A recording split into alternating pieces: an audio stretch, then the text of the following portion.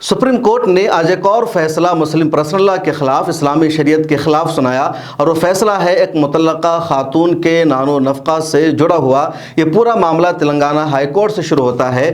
Telangana high court में एक महिला जाती है और वो मुकदमा दायर करती है अपने शौहर अब्दुल समद पर कि उसने उसको तलाक दे दिया है। अब उसके पास रहने के लिए, ज़िंदगी गुजारने के लिए कोई ऑप्शन नहीं है, कोई चारा नहीं है, इसलिए उसको अपने शौहर से नानो नफ़क़ा चाहिए। उसका शौहर अदालत में हाजिर होता है अब्दुल समद और कहता है कि मैं तलाक दे चुका हूँ, तलाक की इद्दत पूरी हो चुकी है, अब इसके नानो नफ़क़ा की, इसके गुजारा भत्ता की जिम्मेदारी मेरे ऊपर नहीं है।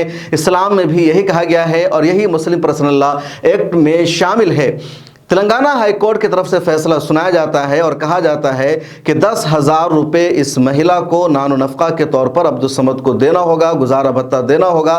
भले ही अब वो उसकी बीवी नहीं रही, तलाकशुदा हो चुकी है, इसके बावजूद अब्दुल समद को उसे नानो नफ़क़ा के लिए 10,000 रुपये हर महीने देने होंगे। अब्दुल समद को तेलंगाना हाई कोर्ट का फैसला पसंद नहीं आया और अब्दुल समद ने सुप्रीम कोर्ट ऑफ इंडिया का दरवाज़ा खटखटाया, तेलंगाना हाई कोर्ट के फैसला को चैलेंज किया और कहा कि CRPC 125 के तहत तेलंगाना हाई कोर्ट ने यह फैसला सुना दिया है कि शादीशुदा महिला नहीं है, मुतल्लका हो चुकी है, वो कहीं और जा चुकी है, उसके बावजूद तेलंगाना हाई कोर्ट ने उसे मुकल्लफ बनाया है कि वह हर महीना नानो नफ़क़ा के तौर पर 10,000 रुपये दे। इसलिए वो इस फैसला को खारिज करे और यह फैसला किया जाए कि अब उसकी जिम्मेदारी नहीं है मुतल्लका को नानो नफ़क़ा देना।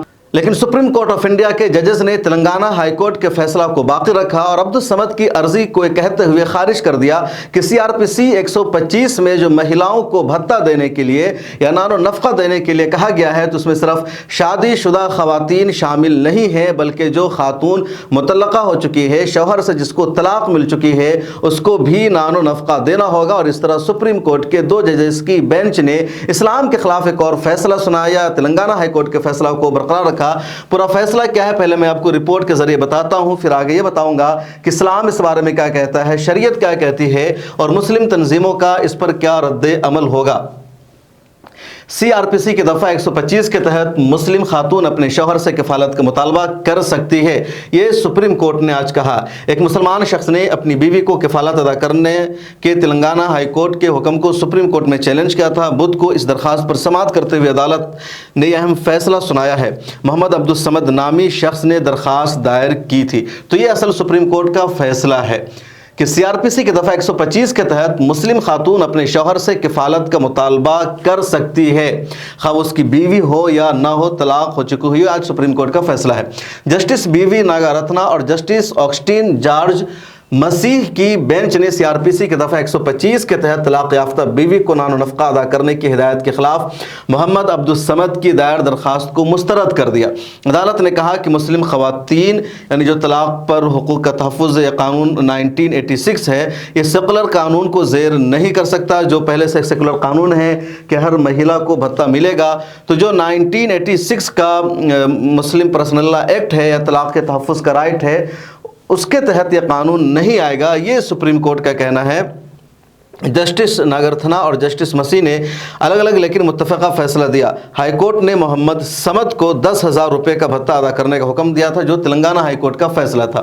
जस्टिस नागारत्ना ने फैसला सुनाते हुए कहा, हम क्रिमिनल अपील को इस नतीजे के साथ खारिज कर रहे हैं कि CRPC की दफ़ा 125 तमाम ख़वातीन पर लागू होती है, न कि सिर्फ शादीशुदा ख़वातीन पर। तो ये बड़ा अहम पॉइंट है सुप्रीम कोर्ट ऑफ इंडिया का।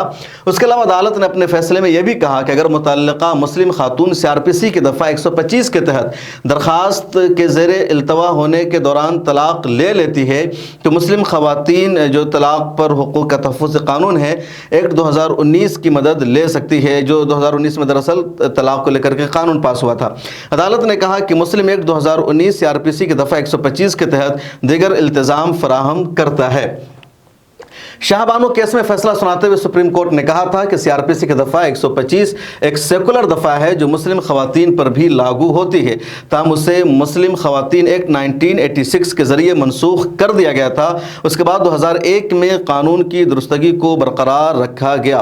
तो ये बड़ा मामला है और ये पुराना मामला है। सबसे पहला ये मामला शाहबानो केस से शुरू हुआ जो सुप्रीम कोर्ट तक पहुँचा और सुप्रीम कोर्ट ने कहा कि मुस्लिम महिला भी गुजारा भत्ता के तहत अपने शौहर से ले सकती है तलाक हो जाने جانے کے بعد جب یہ فیصلہ سپریم کورٹ آف انڈیا سے آ جاتا ہے تو مسلمانوں نے اعتراض کیا، ویرودھ کیا۔ کانگریس کی سوک سرکار تھی، راجیو گاندھی پرائم منسٹر تھے، آل انڈیا مسلم پرسنل لا بورڈ نے پورے ملک میں تحریک چلائی اور کہا شریعت کے خلاف فیصلہ ہے۔ اس کے بعد بھارتی پارلیمنٹ سے قانون پاس ہوتا ہے اور اس قانون کے ذریعے اس فیصلہ کو پلٹ دیا جاتا ہے، اس کو ریجیکٹ کر دیا جاتا ہے اور کہا جاتا ہے کہ جو مسلم خاتون ہیں اس کے لیے اسلامی ایکٹ کے تحت ہی یا مسلم پرسنل لا ایکٹ کے تحت ہی فیصلہ آئے گا۔ مسلم خاتون کو سیکولر قانون کے یا جو جنرل آئین ہے اس کے تحت فیصلہ کا مکلف نہیں بنایا جائے گا۔ حالانکہ اسی قانون میں یہ شق بھی شامل کر دی گئی تھی کہ اگر کوئی مسلم خاتون مسلم پرسنل لا کو نہیں مانتی ہے تو وہ جنرل آئین کے تحت اپنے حق میں فیصلہ کروا سکتی ہے۔ تو راجیو گاندھی کے دور میں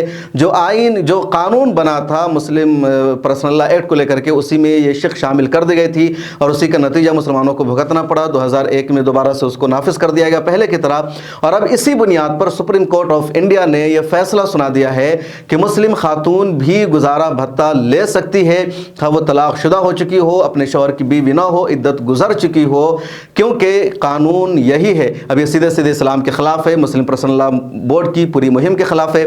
ابھی تک آل انڈیا مسلم پرسنل لا بورڈ اور اس طرح کی دیگر ملی تنظیموں کا سپریم کورٹ آف انڈیا کے اس حالیہ فیصلہ پر کوئی رد عمل سامنے نہیں آیا ہے۔ اب دیکھنا یہ ہے کہ آگے کیا ہوتا ہے۔ اس ویڈیو میں اتنا ہی۔ اس حوالے سے آپ کی کیا رائے ہے کمنٹ سیکشن میں لکھ کر ضرور بتائیے۔